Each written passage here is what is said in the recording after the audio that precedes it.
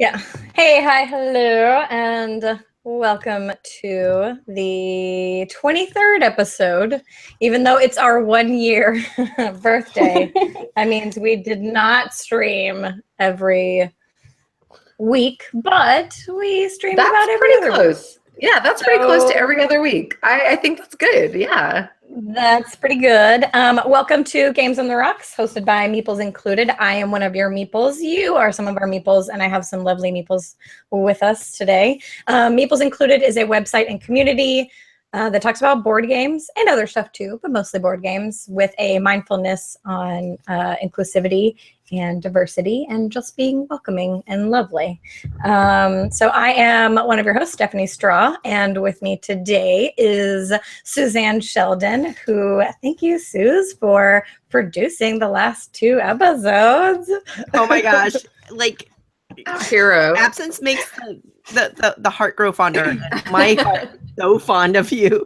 Stephanie, like, don't ever leave again.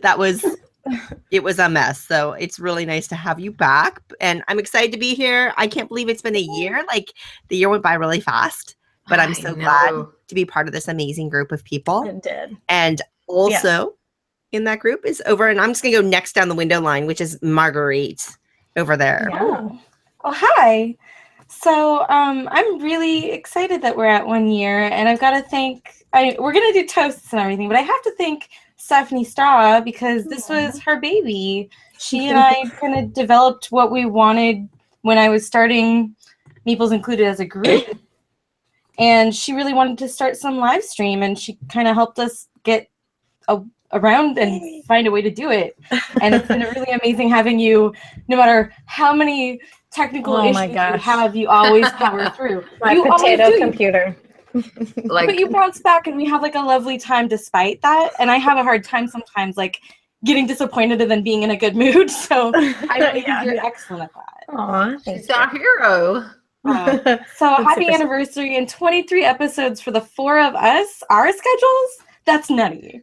That is actually super nutty. Yeah. It's pretty amazing. And then our 4th and final co-host is the lovely Nicole Hoy. Nicole, hello.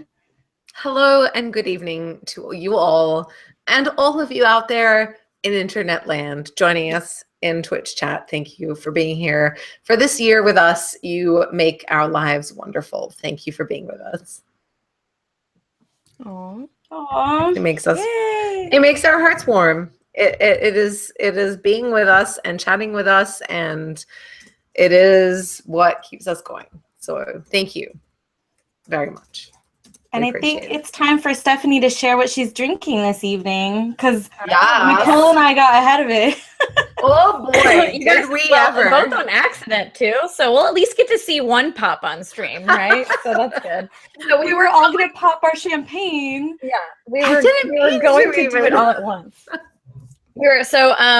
Pink champagne is like just kind of a thing between us. So it's very special to us. So I have some pink champagne, not sponsored, but would love to be. Hail to the chief, Nadine. If you would like. So we'll just do this on camera here. We'll just I'm a toast in chat. If you have some champagne, if you would like to open your champagne with us, that would be on accident. People can kid. Yeah, they think it's not on accident, which is fair. I had quite an experience. It's uncaged. It's uncaged. All right, we're ready. Oh, please don't get everywhere champagne. Oh my god! Right? Hey, perfect. That was perfection. That was beautiful. Thank you for doing that on our behalf. I was just sitting here while we were figuring out getting on air, and I took the foil off my bottle and took the cage off of it. And I was like, cool, it's ready. I'm just gonna sit here. It'll be fine. And I'm chatting, we're waiting, and all of a sudden, that's how it happens. You know, the cork went away, and the champagne went on my table. And a little behind the scenes here, I use board games to prop my laptop here. So the Lords of Waterdeep got a little bit of champers. It's fine. It's fine. So It's a water fine. dip, like it's fine. yeah, it's fine. It's- Let's have a toast. Cheers, my lovely ladies. Let's each say our, like we kind of said in the intro, but let's say our favorite thing about Games on the Rocks and chat joining us on Fridays. Okay. We'll go in order of the intro so that we just know what order we're doing. So this is no surprise, but my favorite part about Games on the Rocks is getting to hang out with my best friends, Suze, Marguerite, and Nicole, who have been with me for many years now through like the highest highs and the lowest lows. So cheers to you ladies. And then that also includes chat. I'm sure like this will be like all of our cheers or something probably, but so just getting to hang out with you guys and it being casual and no pressure. So Cheers to that. Cheers. Okay, drink to that. yeah. Mm-hmm. Okay, well, We get to drink 4 times, so this is good. yeah, Yeah, you are so amazing. smart for coming up with this. I love it. I mean, it's so I'd like to come up with something more unpredictable, I guess, but honestly, when we started this, I knew no matter what, I was going to have fun because I always have fun when I get to spend time with you ladies, right? We've gotten, been lucky to spend time at shows and things like that together. But what was a complete surprise to me and a complete delight is definitely the chat and how the chat not only interacts with us and is amazing with us, but I love how the chat has formed their own community and it's just even when the chat goes on one of their little runs of puns, I still love you, chat. So cheers to you. Cheers. Chat. So Delightful.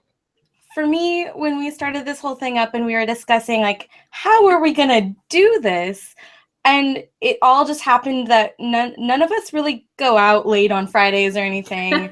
So the one really cool thing about Games on the Rocks in general is it gives me something I really like to do on Fridays.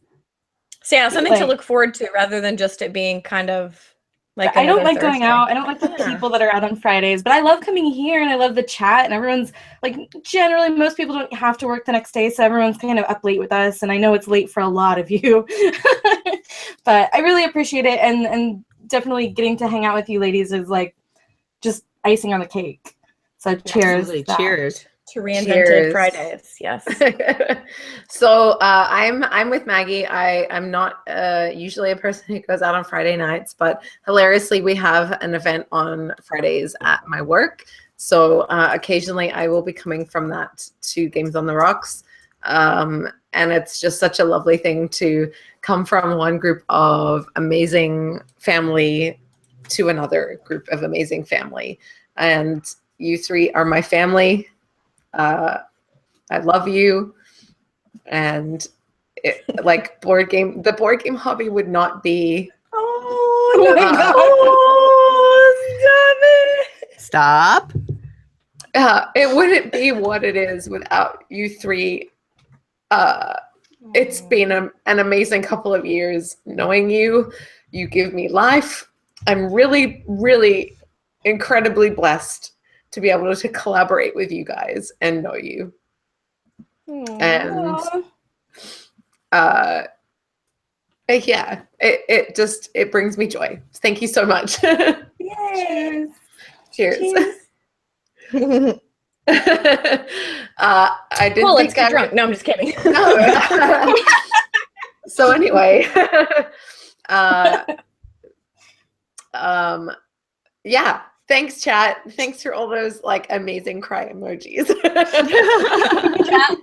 bet on me to cry first, so I was close. I was. Yeah, I went there. Yeah. I mean, y'all built it up. I wasn't gonna be it. I had to go last. I went first. And that was easier, I think. That when you go fourth, it's like we put that on you. It was like you're gonna cry. Pretty much. And I'd had a pretty emotional evening already. So Yeah, totally feel ya. Our champagne totally feel opened ya. on its own. All kinds of things.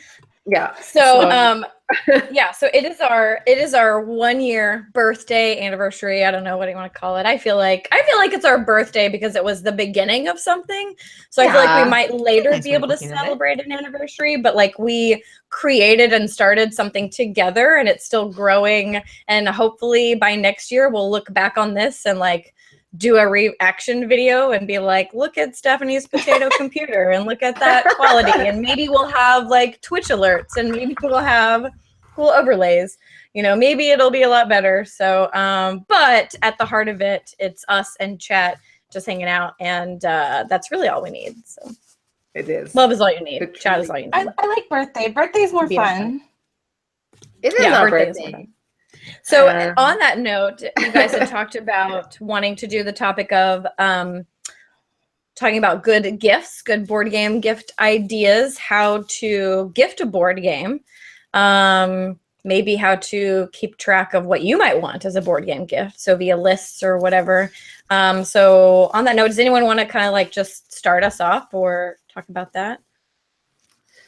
I mean, Max looked like she was ready. No, it's fine. Yeah. Nicole, what's up? I was talking with this with some friends from work tonight when we were getting ready for our party at work. I was like, yeah, I'm gonna go home and I'm gonna do my internet show, and we're gonna talk about board games that are good gifts. And the first thing that kind of came up was code names. And like, I'm not gonna lie, it's a great game. Like it's just straight up a great game, no matter who you're playing with, I feel like. And last weekend I gave it as a gift to a friend of mine, and it's so accessible and so fun. And there's like a bunch of them. Well, I mean, there'll be a few of them coming out soon through USAopoly. That's like Codenames Disney, Codenames Marvel, etc.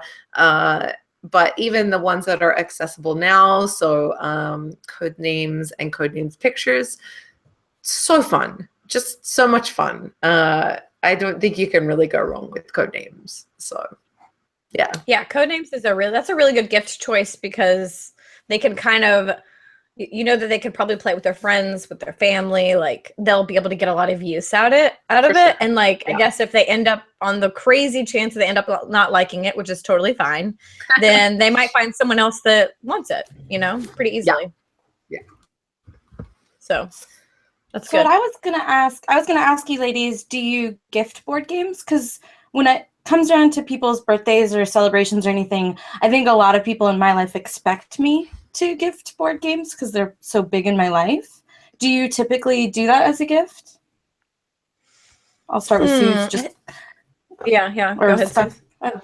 Yeah, I do, but I think that, you know, in many ways, Marguerite, your life and my in many ways, your life and my life are different. So, you know, You're different. So you know, because we were talking about this in person a few weeks ago, right? Where a lot of people in your, like almost all the people in your life have some connection to board games in their own personal lives. Whereas in my life, that's a very, like maybe 30% of the people in my life have a connection to board games. And so I do actually gift board games a fair amount, but to friends that aren't gamers, especially. Like, I think Codenames is an excellent example of that. I give no thanks a lot. Oh yeah. For a fun, accessible like game. you don't give thanks or you give the board game. Like you don't thank people. No, I give no thanks. You're like, I give no thanks. Give zero and I throw thanks. chips in their face and I walk away. And so I do that. And then because I have children, you know, birthday party, I kind of pick a game of the season. And I like when it goes on sale, I just buy a ton of them. So like Lupin Chewy was the gift, and then Dr. Eureka was the gift. And you know, those are kid games and things like that, outfoxed. And now it might be Mole Rats in Space. Yeah, it's a great game.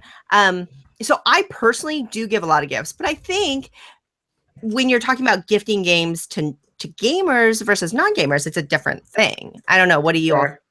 Yeah, absolutely.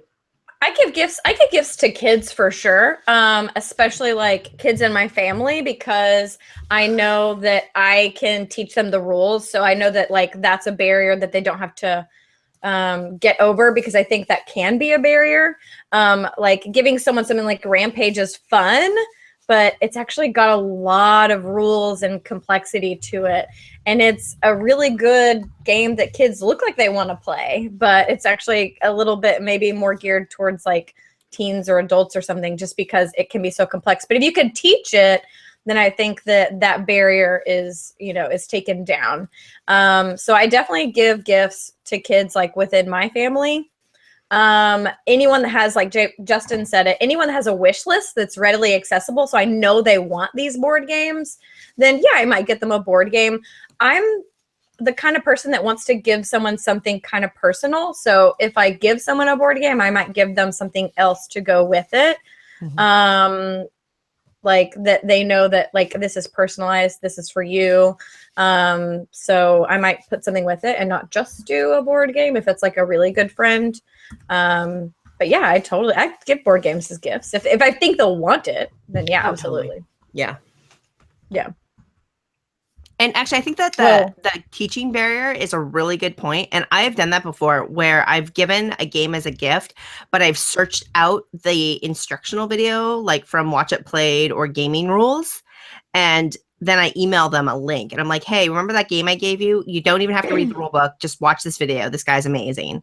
And it's super helpful. Talking about Rodney Smith, of course. and Paul Grogan if it's a heavier game. But I mean, because Paul tends to focus on this. But yeah, I mean, those videos as a resource are so great, because you're right, Stephanie. Reading rules sometimes can be overwhelming, even for what we would think of as simpler games. So anything we can do to remove that barrier. If people aren't used to doing that, then I think then sometimes they just don't want to, Mm-hmm. Mm-hmm. And it'll never get played. Like it's like a chore. It's like a task in between them, and like having that fun is like, ugh, I've got to learn this, and then there's pressure for them to teach it correctly and everyone to have fun. So you're kind of giving someone the gift of stress a little bit if it's not something they're prepared for. Ever. It's pretty bad. Yeah. Q&A says. I'll just say what Tune says, and then you go ahead. Tune says, one way to elevate a board game gift, get a designer to sign it first. Totally floored my cousin's son to get Unexploded Cows, which I'd had James and Paul sign. He squeed, according to his mother. For most, takes some planning to catch a designer at a con, but so worth it. Yeah, that's good. Oh, that's really so good. Sweet. Aw. Yeah. Yay. I think that's really good. That is awesome. I have introduced games to friends at work, not necessarily gifted it to them, but they have been super into it, maybe bought it after we've played. And I think playing it with somebody at work and then going home to play it are two very different things. So I've tried to send like how to play videos to people in addition to like introducing them to games. Mm-hmm. But it is nice if you can find something like that for somebody as well as giving them the game, for sure.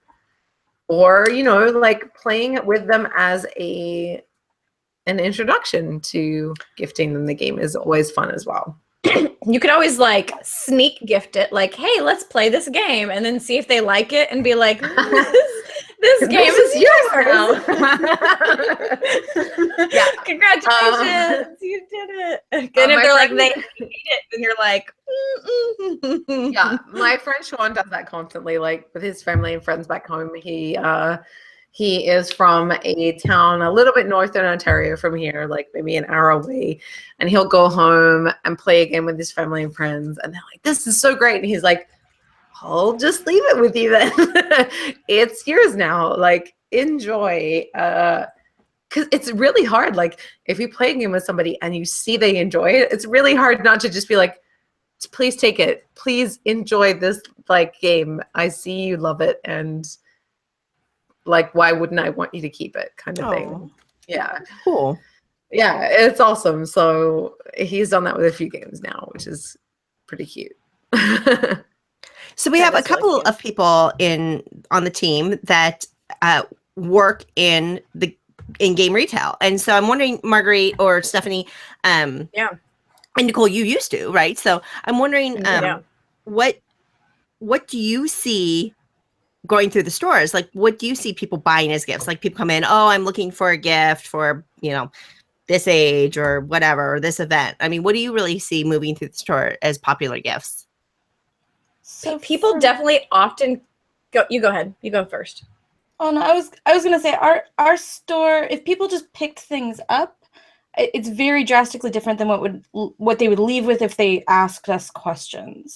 Yes, totally. Because I don't know if you guys have noticed this, and this used to frustrate me. I used to work in retail sales. Right now, I work way outside of that, but I did work that for like a few years. And everything that looks like it would be a really cool gift, it's got pirates or dragons or something dynamic and cool looking on it, are really overly complicated. Like Rampage is a really good example of like how overly complicated those games are, that you can't just gift them to a family that has not played anything outside of like a Parker Brothers Milton Bradley type of game before. So like picking up Castle Panic, though it is simple once you've played some hobby games, it's a pretty simple, straightforward game. Picking that up if you've only ever played Monopoly and Clue, it's funky and weird. You're like, where? And the pieces move by themselves, and then I have to trade cards with my mom, like, too?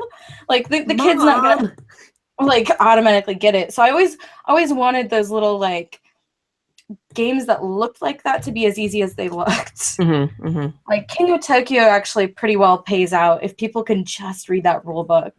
Like that one's not overly difficult, and Yahtzee, like it has a little bit of resonance with an older game. Yeah, right. If you were to kind of describe it as that, I think it would seem much more approachable because they get that. Oh, I can roll, I can re-roll, I can re-roll again, that kind of stuff. We called it Monster Yahtzee at the store. Like that's how we would sell it. That's cool. Yeah. When I see when I'm in store, I don't do the retail stuff as much, but whenever I'm in there doing events, then I absolutely am like in the retail area helping people out with board games. If I see people kind of hanging out, we have like a classic games section. So it has Monopoly, Yahtzee, Scrabble, that kind of stuff. If I see people kind of hanging out in there, I'll just kind of approach them and ask them. And it's a little bit profiling because I'm assuming that they're new to board games. But I just want to make sure that I'm capturing that because I think they could end up maybe buying that game just because they don't know what to do. They don't know what to buy. I know my voice is apparently sounding like a robot. That's okay. That's fine. It's kind of adorable. But you can't just act like if they're ready to check out. Like you can't ask them, like, "Are you sure you want to buy this?" Right. Like, you know what I mean? But you can ask them whenever they're at the shelf. But I think people might ask a little bit more in Game Goblins just because the meta here and like board gaming is not as huge as it is in Seattle. So people definitely ask us for help like all the time picking up games. I walk in and they're like, I don't know what to pick. I had someone one time say, I'm getting stocking stuffers for 30 of my family members and friends. Yeah. Help me pick one for each of them. And it was like, stocking stuffers are crazy. Yeah. This person loves science, like engineering and stuff. So I was like, cool, innovation. And like this person was like, this person's kind of like take that piece. So I'm like, okay, then get this game, So, I spent like probably an hour helping, her pick out all these little stocking stuffer games, but it made me feel really good. And that if she just picked out 30 of these random games, then I like in the back of my mind, I'm like, our hobby would be less accessible because maybe those people wouldn't have enjoyed the games as much, and then maybe they wouldn't enter the hobby as much. So the fact that like these games are hopefully tailored to these people, I feel like inadvertently like grew our hobby. You know what I mean? Absolutely. Yeah. So, it's kind of cool to think about that when you give the right gift that it can like. That's an amazing feeling when you're like you arrive at the correct thing. Like you get past all their parameters and you find a way to like tune in. We had fallbacks like zombie dice was always like a big fallback for us. Like if they just didn't know who it was and it was kind of a stocking price and they just needed something like kind of a guaranteed hit, it would be something similar to like zombie dice. If it was a kid, there was usually Sleeping Queens. King of Tokyo, like, or something local for us in Seattle. It's a little easier, like Guillotine or Smash Up. We're always pretty big because those are local games to us. Oh, It's true. interesting, yeah, Free that's I mean, cool. Guillotine for Christmas. Like, what else do you want? Honestly, though, like, I mean, Guillotine and Smash Up were big ones that I would recommend people when I used to work at a game cafe. Like, we had a small retail section, and I mostly worked in e-commerce, so like just packing up stuff down in the basement. But occasionally, I would just be like upstairs grabbing a coffee, and someone would be browsing. And I'm like, "Hey, what are you looking for? Like, you're looking for a gift for somebody?" And I mean, most of the time when somebody comes in that kind of context, it is like an entry level game. It's more of a gateway kind of thing. And so, I would say, like, what have you played, or what have you played with your friend? And like Maggie says, like, feeling out that like context is really important. And that's the key to giving a really good board game gift. I feel like if you know somebody is like, oh, I'm super into worker placement, like grab a worker placement game that they haven't tried before, but if they're like only just getting into board games, like, grab them something like Carcassonne or even Lords of Waterdeep, or like Codenames, Cockroach Poker, like something that is like barely 10 minutes to learn the rules for, and you're It doesn't take up a lot of room too, right? You have to be considerate of people's space, because you don't know what kind of space they're working with. Like, they might not have a lot of space to put like Beast of Balance or Gloomhaven, Yeah. Oh yeah.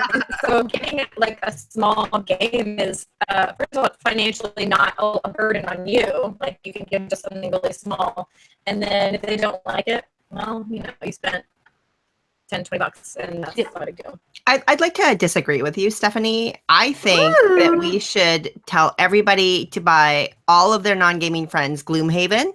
And just so I thought you were gonna say Kayla, so I'm like, all right. I think everybody should plan on buying your friends Gloomhaven, especially if you live in my area, so that when your friends go, "What the hell is this?" and donate it to Goodwill, I can go to Goodwill and find it for like $5. Thank you. How nice would that be? What do you think that someone would do with Gloomhaven if they were like, we're never going to play this game? Would they use it as, like, would they prop their feet on the ottoman? Like a coffee table or a computer stand? Yeah. Like a bed? A murder weapon? I had some good jokes with Creaking Shovels on Twitter the other day. We and like two other reviewers had put out something about a game at the same time. It was like, oh, this is hilarious. We're like all talking about like X game right now, and let's fight about it. I'm like, listen, I've been lifting Gloomhaven like you wouldn't believe. Like, just like you guys I'm gonna mess you up because I've been lifting Gloomhaven. Don't even try. Gamer ripped with Gloomhaven. Seriously, and like someone tweeting out, that shit is like kettlebells. I wish I had it for scale. It's feudal. It's like this closet. It's as big as that closet, basically. Pretty much, It's yeah. that big. Yeah. That's realistic. Yes. I like it. And the senior Bob in the chat is coffee tables. The coffee table game. It's super meta. I will lift that. Let him hear that name. He will make that game. No, and we're not making fun of Gloomhaven, by the way. So we're just saying that if someone were to receive that as a gift and not understand how that plays, or not ready for that commitment, it's a commitment. It's a fun commitment, right? So what would they do with it? Not the same as what they would do with like no thanks or whatever, because they could just probably like drop that in the trash. That's like a whole week's worth of recycling or whatever. Can I issue a fun fact real quick? Yeah, I like that. Yeah. So the first time I met Isaac was at BGG-Con last year. We set a game out on the table, and he goes, "Wow, that game's giant." That's been the creator of Gloomhaven saying that Ave Roma was too big for the table. Oh my God. Jeez Louise. Fun fact. Okay, He's sorry. He's fun. I got to hang out with him at Geekway and play some games with him, which I'd never done before. I interviewed him at Origins before Gloomhaven came out last year. And so I met him there, and he was absolutely lovely, and I was super happy about Gloomhaven. But yeah, it was good to play games with him and kind of see, like, we were playing a game, and it kind of felt like he was like, this game is okay. And I was like, that's because this game is, like, so not Gloomhaven. But yeah, he's a lot of fun. He's super sweet. So what did the second printing of Gloomhaven was just shy, was like $205 shy of $4 million. What? Yeah, Really? he said his account was rocking right now. Like, But that's amazing. it won't be as soon as he pays bills, right? Yeah, right. Right. Well, he has to pay for 40, I don't know how big of a print run he's going to do, but But he has to pay 10% to Kickstarter. yeah, but he had 40,000 backers on Kickstarter. Oh my 40,600 goodness. backers. And I mean, that could be, For that. 40,000 backers, $4 million for Gloomhaven second printing, which is so, that's amazing. Yeah. And That's it really that's out of speaks control. to how much people love it. Although that would be an amazing gift to get someone that really wants to play that game. But like that's the kind of game that like some people want to play but won't buy for themselves because it's kind of a financial commitment. Yeah. So that's a really good gift to give a gamer that is into that like RPG stuff, into those big campaign games, but probably will never buy that game for themselves. Totally. Yeah, absolutely. So, And a couple of you could even go in together on that, right? So. did you and Nicole notice, like, in my store around the holidays, a lot more of the big box versions of things or the fancier versions of things? That's when we sold our Takedo Deluxe. Yeah. Like, do you guys also have those people, like, kind of giving the nicer games as, like... Oh, yeah. Like Dominion Big Box, Carcassonne Big Box. Yeah, I think if it's a gift, especially if it's the holiday, people think, if I have the option between this regular version and this deluxe version, and I'm assuming like if they buy something like Takedo, like they know, oh, this person wants this game. Yeah. It also might be on their wish list, right? Like people might be putting like I still have the Ticket to Ride 10th anniversary on my wish list. Yeah. Like because I don't want to buy it for myself, but if someone gives it to me, that's amazing. Yeah. I love them little freaking trains, They're super cool. So yeah, the anniversary, special edition, deluxe stuff, like those are the stuff that you put. Because when you're thinking about buying stuff for yourself, at least I am, I'm like, I need the bare minimum. Like if it's all made out of like paper towels, I would buy it. And play it. So this is a thing like going on from like anniversary or special editions, buying like board game peripherals. So, like fancy components, nice inserts, accessories for games, etc. Like, I feel like when somebody is like super into games, like they're already like just whatever, they're buying whatever they want. Like you can't even get in there and be like, here's a game that you don't own because you own all the games.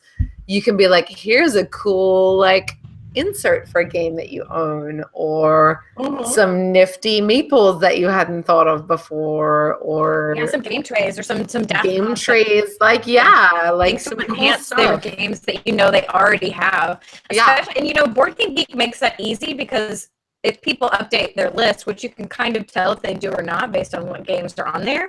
Yeah. Like if they have newer games on there, you're like, okay, they probably updated their list at least a little bit. Yeah. Then you can buy them something for one of those games that are listed in their own collection. Yeah.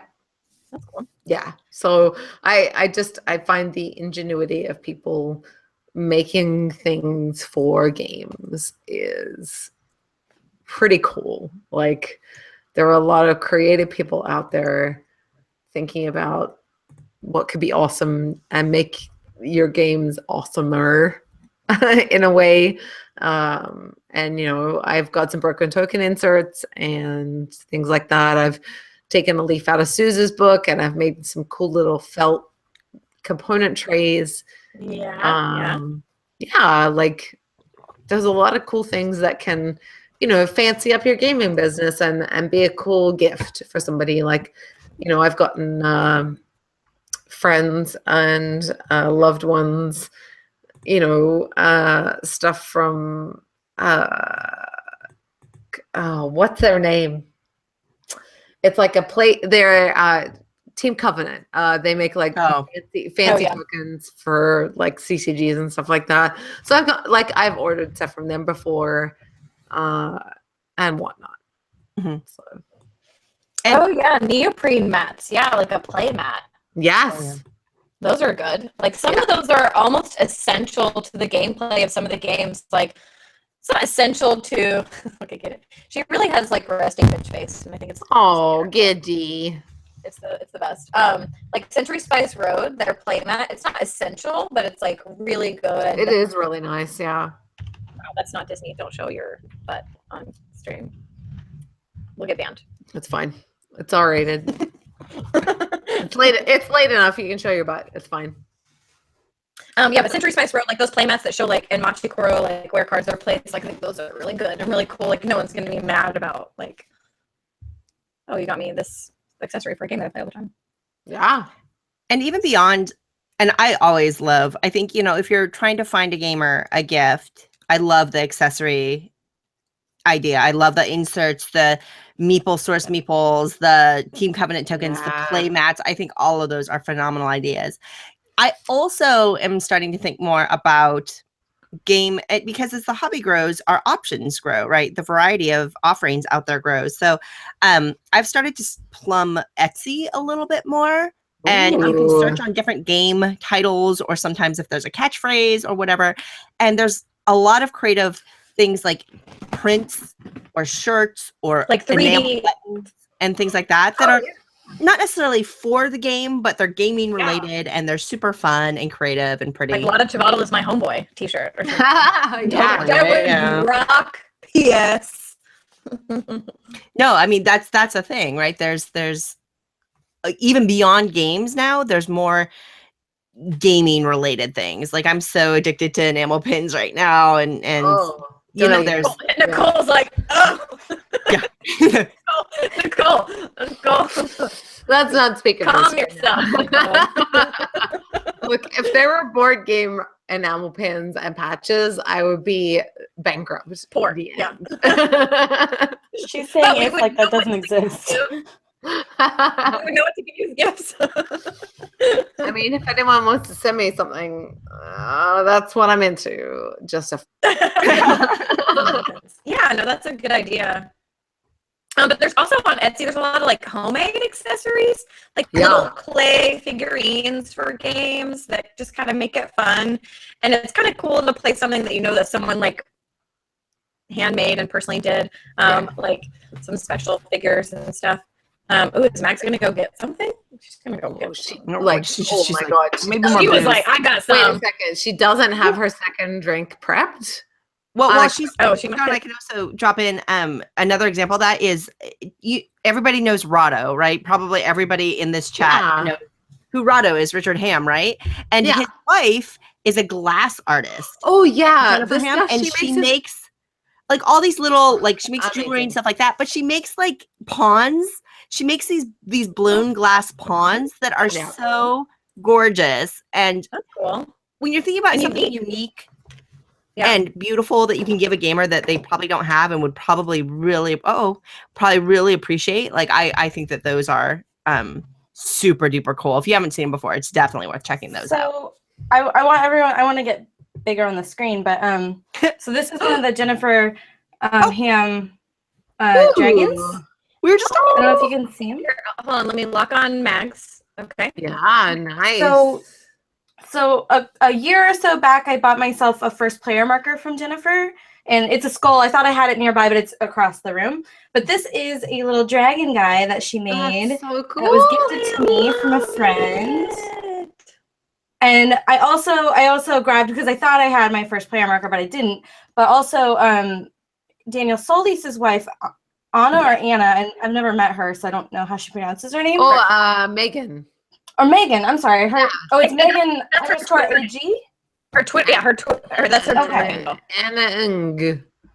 The reason I met her Daniel was because I ordered her earrings off of Etsy. She's got Those great stuff. Yeah. Brown maple earrings because no one does brown. Come on, that's amazing. Sorry, but now I'm done. No, I love that stuff.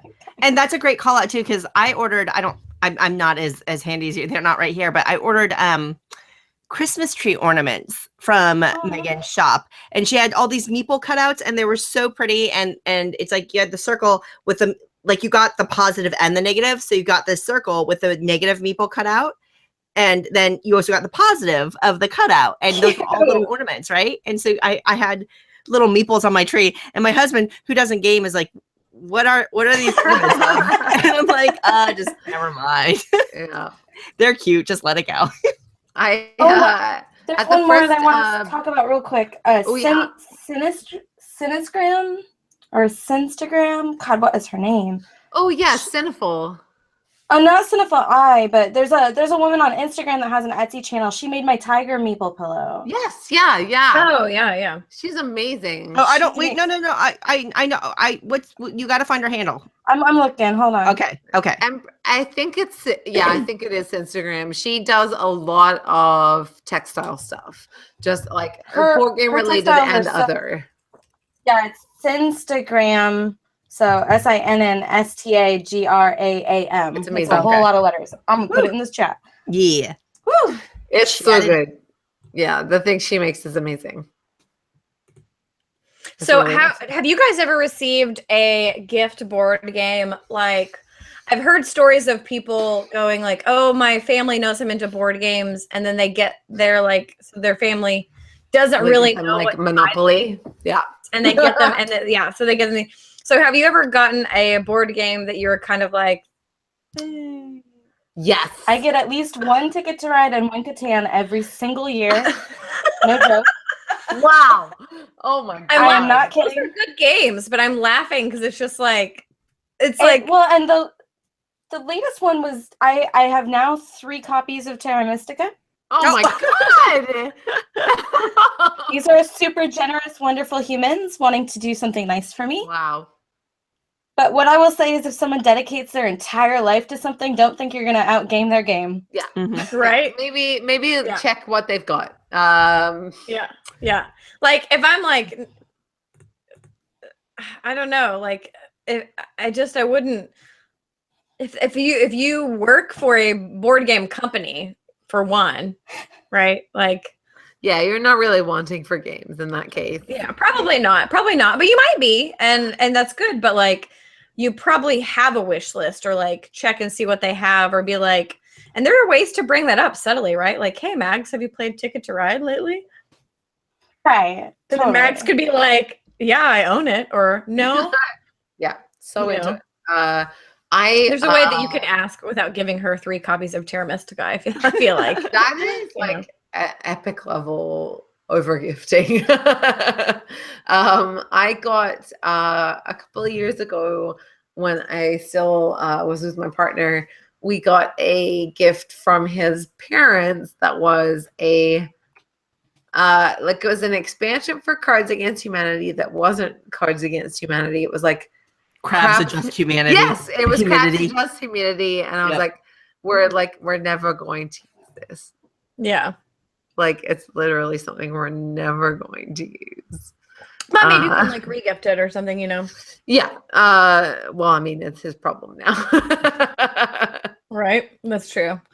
Tune says they received Nightmare Before Christmas Monopoly, but totally legit because my wife and I are huge Nightmare Before Christmas fans. Nice. So yeah, like I can see that, right? Yeah. Like I wouldn't be upset if I received the like Legend of Zelda Monopoly because I've heard it's actually pretty good and I would play it. Yeah, me Probably too. not like once a month or anything. I would play it and I would have it and It'd be cool.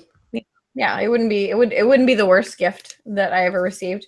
Yeah. I don't know that I would be like too terrified by any like board game gift, you know?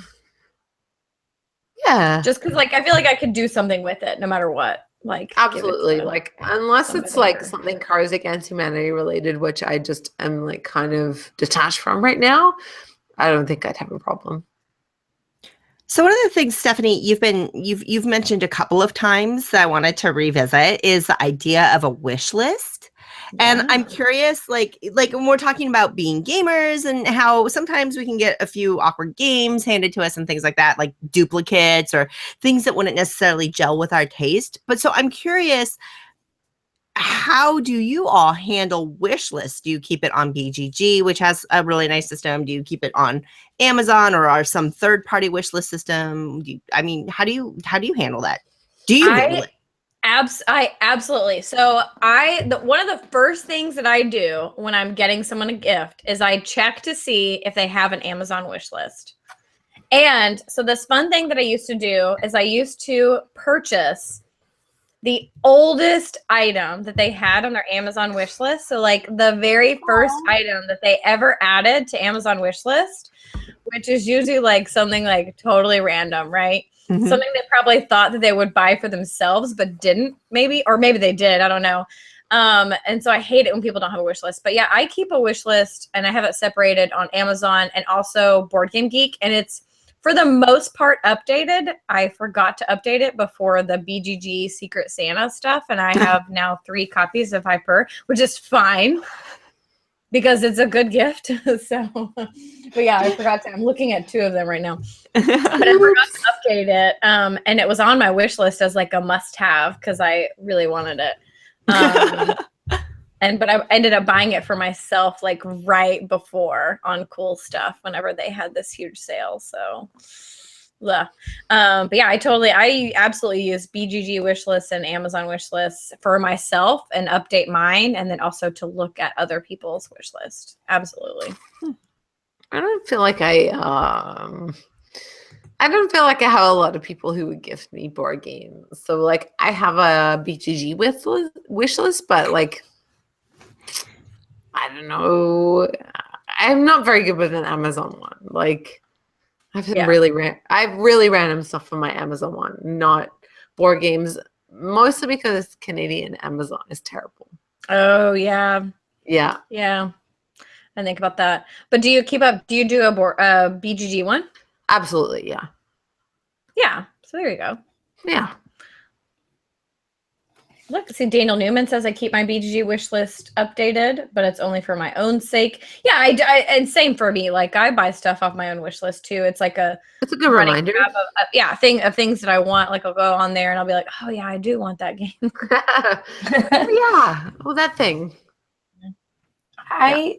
So I personally only use the BGG wish list. Usually, I mean, like, I don't have a running wish list for board games anywhere, like of things that I want people to purchase for me. The way that I use the wish list on BGG is like John Company is a really good example. I played an Infamous Traffic. Cole has another game coming out. I know I'm probably going to want to stay up to date on it, but I also kind of want to like make sure it's on my to purchase monitor. So I added it to my wish list. Or like if friends of mine are coming out with games, sometimes I add them to the wish list because it's nice for them. I don't use that the way it should probably be traditionally used. The only wish list I have up to date is my cooking stuff wish list on Amazon. That's the only one I have. Like bakeware. Yeah, that's fair. There's nothing wrong with that. Oh my goodness. Yeah, for sure. But I just like for board games, I have this policy for anything in my life, clothes, whatever, that if I want something, I have to be obsessively wanting it for at least 2 weeks before I buy it. Like that's just kind of how I work. Do you guys do any? I know Mags, you do because I know you have one at work. But do you have any situations where you have like those? Whatever, like dirty Santa or whatever, like gift exchanges around holidays. Like I know like Mags, like you guys have a Secret Santa thing at Card Kingdom, right? So you get a name of one of the employees, which you may or may not buy them a board game because they literally work at Card Kingdom, right? So you probably buy them something else. But like, does anyone in chat, like, have you considered getting a board game for one of those like dirty Santa gift exchanges where people like can take games or whatever? Because honestly, if I saw a board game in one of those, I would be like, well, I know I could do something with that. So that's good because it's a lot of times like kind of weird, like infomercial stuff or whatever. Hey, Pie Space, how are you? Pie Space is new. Welcome, Pie Space. Hello. When I used to work at a board game cafe, we did Secret Santa between the staff there, and I tried to not get people board games. Like, I don't know, we had an employee discount, whatever. So I tried to look at like maybe what they were interested outside of board games to do, unless they were super into something that was very new, which was a little more obvious, I think.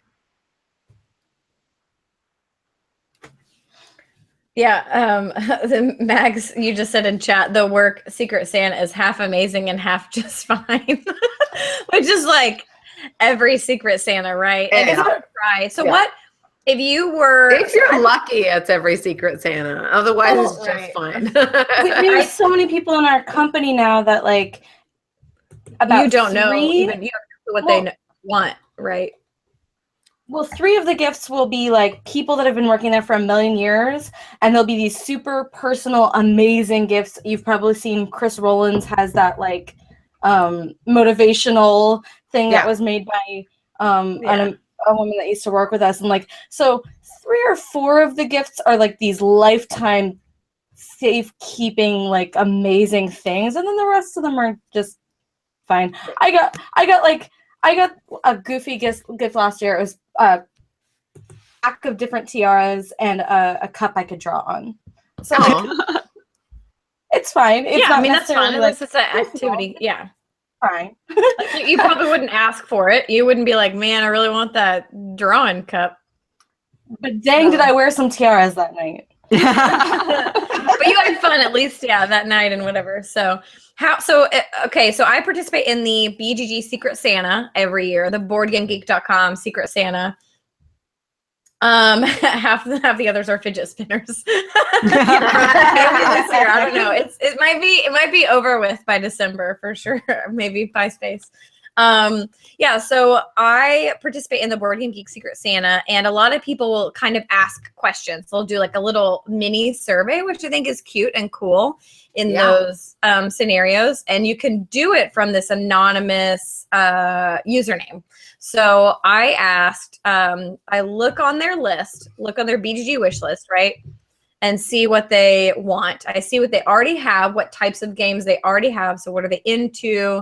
Do they have like a lot of 2-player games? Cool. So they probably play a lot of 2-player stuff. Do they have a lot of like party games? Cool. So they want party stuff. So I asked one of them, this last one was in Italy, and they wanted Pandemic Legacy. So I was like, done. That's what I'm getting them.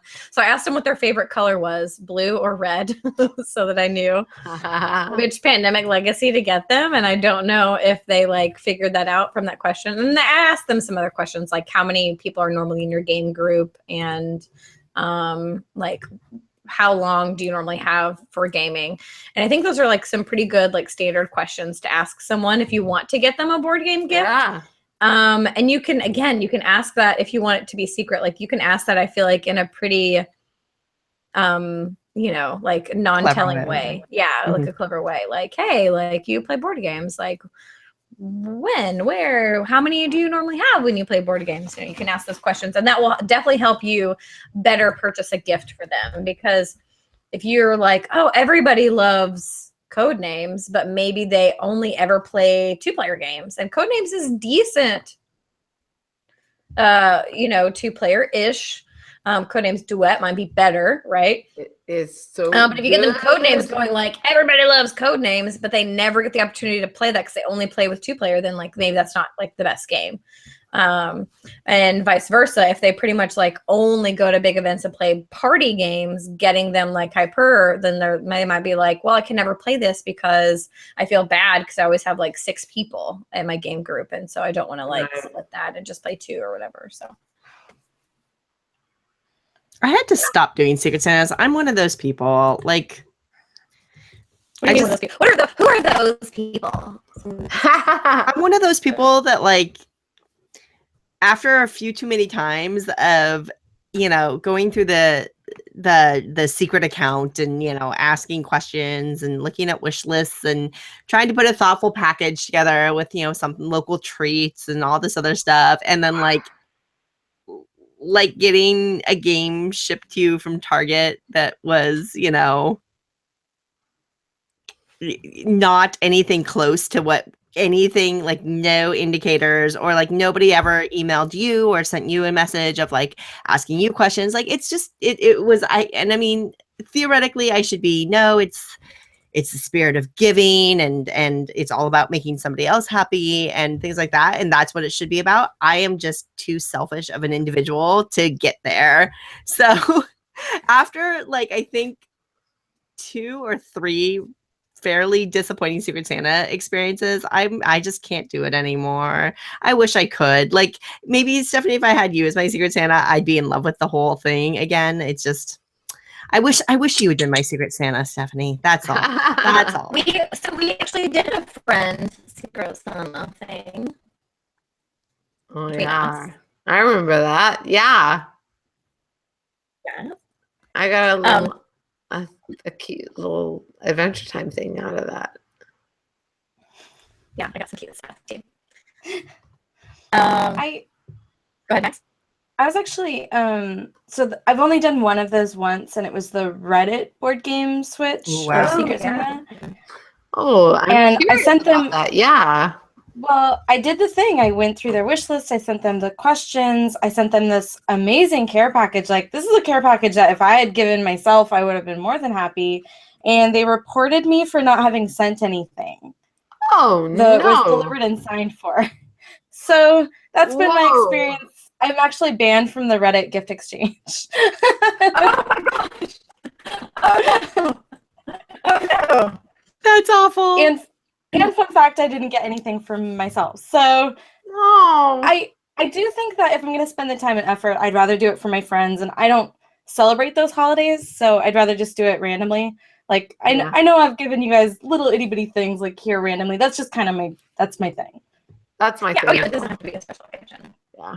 I mean, that's some people like giving. I just tend to just, when I see something that reminds me of someone, that's when I like to give it. Would you rather have the same? Yeah. Would you rather have a gift certificate to purchase your own board games, or do you think that that's not as thoughtful of a gift? I think it's either way. Yeah, it depends who it's from. I don't want people going out of their way to give me something. Like, if it's easier for someone to give me a ticket to ride, it's still just as sweet of them. I just think that I would never be like, screw you for giving me this game that I already own, or I mean, like, oh my gosh, yeah. But honestly, the gifts I like usually are time and like dinners out with people or drinks or something. Yeah. Yeah, like things like time spent with someone, like hanging out, going and doing something. Yeah. My sister one time, so I work for my friendly local game store. I do event coordination, and they have some of the contracts with social media now, but like I still get all their messages, and can post the Facebook page. So my sister messaged, because she lives in Austin, she doesn't live in Little Rock where I am. She messaged Game Goblin's Facebook and was like, "How do I get a certificate?" And I knew like who she was getting it for, because I knew it was for me. And she at the end of my god, that's so adorable. I know, right? So the owner actually answered it, because I don't know, I didn't see it at first, and so they were exchanging and talking, and he goes, "Well, she can literally see all of this, so like she'll know that you're getting it for her." So my sister got me a gift certificate to Game Goblins, which was like really cute. It was really sweet. I don't think she knew that I could see, because I wasn't like doing social media stuff. I was doing event stuff. So he was like, "Yeah, she can. She's probably reading this right now." So adorable. Right, but I really used it, right? I mean, I will rock out a gift certificate. Like, that doesn't bother me, I'm Well, again. That's fine. Like, there's kind of this idea that a gift card or a gift certificate is thoughtless or lazy or there seems to be No. this, like, some people, I've definitely seen some people feel that way in my own family, and I disagree with that. I mean, if you give somebody a gift card to, Wade's gun shop, and and you're giving Fun fact, that's a real place. yeah.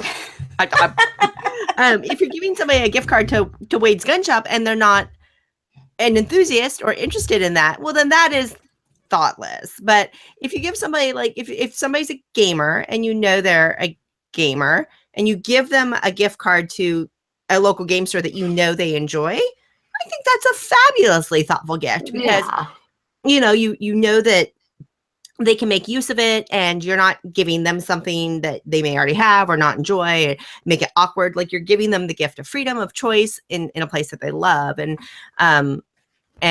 it's like for teachers, for my kids, we try to get to know them just enough to know, like, would they like a Target or a Nordstrom or a Starbucks card? Like, what would they like? But we want to give them something that they can just kind of use at their will and enjoy. So I'm fully behind the gift card idea. Like, I think it's a great idea, and I think it is thoughtful. So in my opinion, if you give someone a gift card and they enjoy shopping, you're giving them both a gift and an experience. Right, yeah. Or someone like literally drinks Starbucks all the time. You give them a Starbucks gift card, like they'll use it. Yeah. Right. Like, give me a gift card to Safeway and I will love you, because buy me groceries. Then I can use my own money to spend whatever I like. For real. But I like practical gifts. Like Max Safeway. Yeah. Well, I'm the kind of human that really likes practicality in my gifting. I like something I can use. Nice. Yeah. But you know what I mean? Like, I don't see as much value in something that's decorative, because I'm not much of a decorator. But if I use it every day, I will think of you. Like, for serious though, this 25-cent cup that Chris Shock bought me. Oh God, I love that cup. Oh my God. It's like literally going to be the best thing forever. This cup is etched in my heart, and I love it. Yeah. It's funny. Gift giving is funny thing, but Mags, I'm sorry. Yeah. Nicole, I didn't mean to interrupt you, but now I'm mad at Mags. Stephanie told me that the link was still alive. It is, yeah. Wait, is it still live? I got it. No, well, it was at the time that I bought this. Steph was the reason I saw this. I think so. I'm so mad. Oh my gosh, I Chris didn't is think here. of a mug. Chris is amazing. Hey, Chris. Sorry. Hashtag blessed. Hashtag blessed. Is Shock? Yeah, I just saw him. For real. Hashtag blessed. He goes by Mongol when he's online. Oh, where is he? That explains so much. We see you, and we see are you. hashtag blessed. I know, for major malfunction in the chat, it's like Mox and Wade's like being a block on each other is like his two hobbies colliding. He would never. Yeah. So Do you know? Chat, so we did our toast of like what we're thankful for Games in the Rocks and for the year. So I would actually like to hear before the end of the stream what chat is thankful for. Yes. And it doesn't have to be specifically for Games in the Rocks, but like if you want to say something that you enjoy about being here, since you all are here, even if it's your first time, I would like to hear from chat like what your toasts would be. Like, what are you thankful for? What do you enjoy from Games on the Rocks and coming here whenever we have the show? I'm into it. Nicole is into it. And I'm into it also. I'm also it. into this pink shams.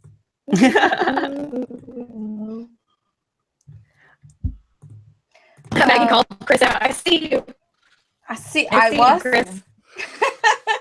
So, and Chris Shock goes down as my most embarrassing BGGCon moment ever. Dude. Hell. Should I know who you are? That's how I introduced myself to Chris Shock. Everybody. It's just. You said that to him. I said, should I know who you are? Used because it was god awful late, and we had already been to Denny's, and this guy had just been hanging around all day. Oh, me guys. Oh my gosh, I love that story so much. That is- Alas. I was like looking at this guy whose car I had been in already, and I was like, should I know who you are? Instead of, hey, do we follow each other online? Should we, like just anything else, literally any words? But no, that was what I said. Let's read some of chat settings. So Crystal is thankful for gender-diverse board game content. Agree. Bob is so freaking happy that there's a chat that is positive all the time. Also agree. Thankful for growing inclusivity movement by Toon Ace. Dr. Hannah, thankful for community and fun times, something to look forward to on Fridays. Also agree. Good weekend, thankful for the show and for other fun live streams that are game related. I always have a lot of fun chatting with people in my hobby. Hi Space, thank you for positive vibes while I'm drinking my coffee. Yep. Andrew Harrison 7, thankful for all the people discussing cool games and trying to convince me to buy and play things. Justin J. Blasky, I really like the casual environment of the show. Feels like I'm just chilling with friends. Major malfunction. I'm thankful to get to be friends with you on Twitter and for a while you bring some hobby. We're not just friends on Twitter, we're friends in real life. Get out of here. Don't get out of here, like stay in here. But, like, Wait, stay. Get out of here. Yeah. Daniel 13, I'm thankful for D&D groups and the crazy, funny, epic stories we create together. Awesome. We have some +1s and agrees to everyone else. Anthony Miller. I heard the hiccup. Yeah. Anthony Miller, I'm thankful for a huge list of people that I know because of this hobby. Agree. Trash Roll, I'm thankful Suze has a copy of Corolla in the background. Yes, that's the elephant game. Suze, show us Corolla, please. Suze, please. Suze, please. Also, Mumble, Tokyo I'm Highway. Thankful I've learned that cheesecake is a pie, and therefore, question chat: is a hot dog a sandwich? Yeah. It's just It's a hot about dog. Adrian's not here. Let's be real. I Hot do dog like is a single. sandwich. I do like single malt whiskey. I actually bought some Lagavulin 18-year tonight.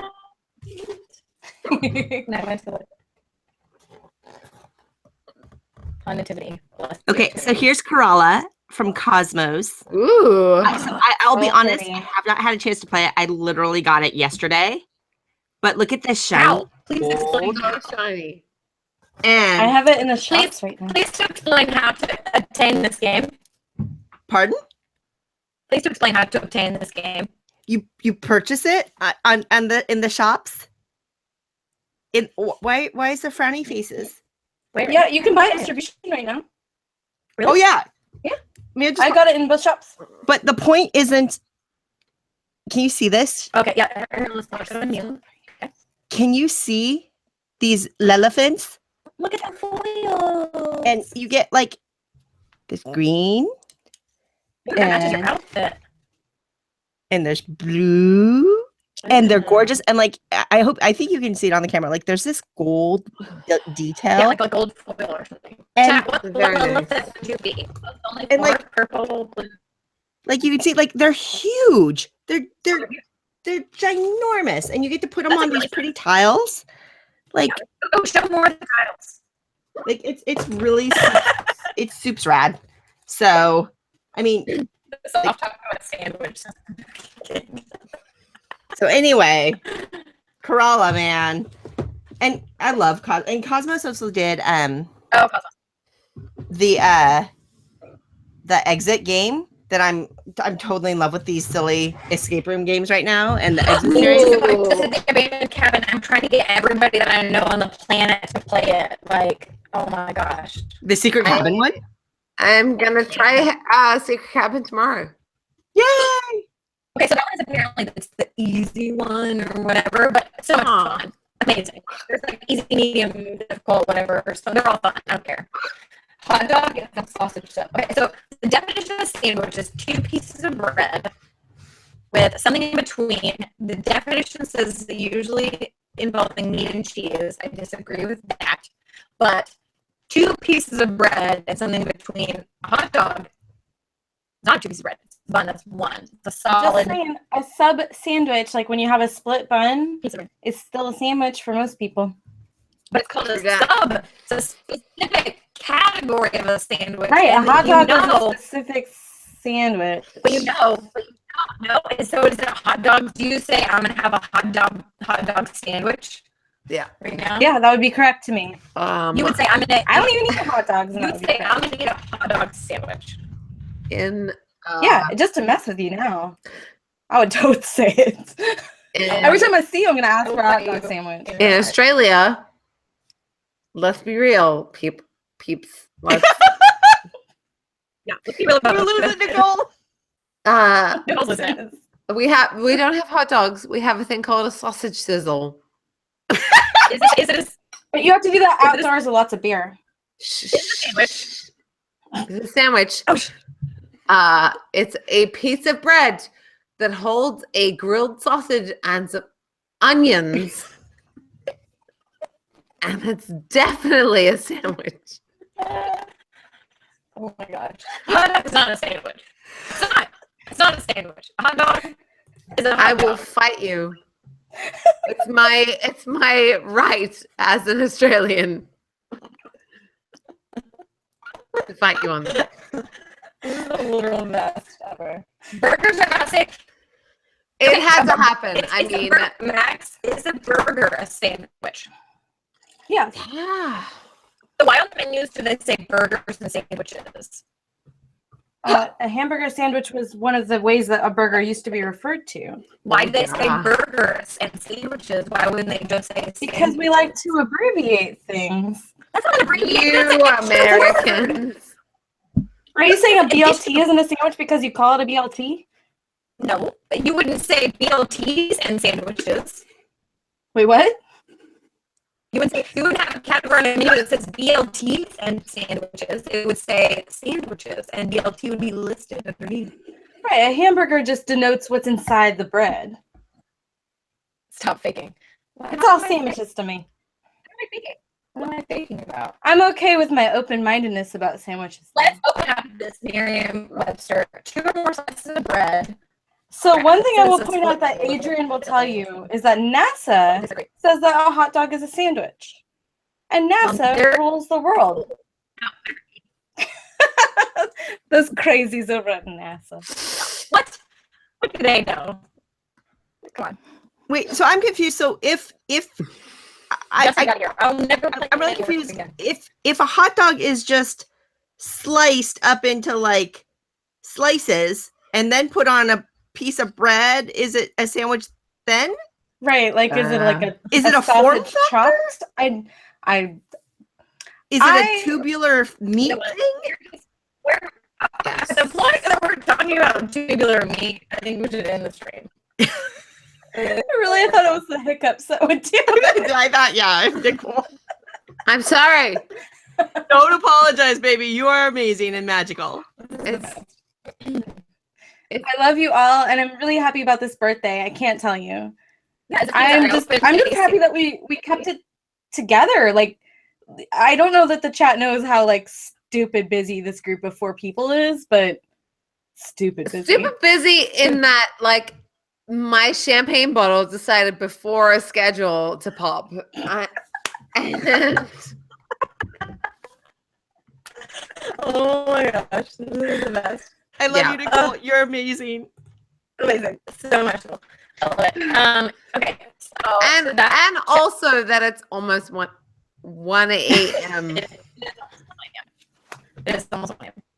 So chat, if you have All right. water, if you have a sandwich, whatever you want to toast with, if you have a hot dog sandwich, then raise it up. Let's toast to this magical year of amazingness that we have done on Twitch. Yeah, nobody can top that. Nobody can stop it. That's it. I'll drink to that. I love you all. Cheers. Oh gosh. Oh my gosh, Cheers, join ladies. us, possibly next Friday, right? Yeah, maybe. I think I'm in for next Friday, I think. I think we'll maybe do a show next Friday at the same time, same bat channel. If you haven't already, please give us a little follow up here. Just click the heart. And just like a little click it. And then go, we want to be notified, because guess what? We don't stream a lot and you don't want to miss it. Okay. So make sure you go, yes, I want to be notified, because it won't happen often. And join us for the next show. We love you. We're always welcoming show topics. If you want to tweet us at Maples Included on Twitter or on Facebook at Maples Included. We also post a lot of other content. We do a lot of other videos on YouTube. Mags is like instrumental in doing those videos. Also, we have a lot of other Meeples that are included in our Meeples Included videos. So there's how to play, some strategy guides, some top 10s, some faves, like all kinds of stuff. So check that out on YouTube at youtube.com/Maples Included also. And join us next time for more fun stuff. I can't do that happy birthday song again, right? Yeah. And should I give Nicole some more champagne? Yeah, some more. Maybe. Nicole, Yeah. Okay, we are gonna play. Let's play. Good night, folks. Good night, Good night, everybody. I'm gonna go see Nutters now. Oh, have fun. Have fun. I will.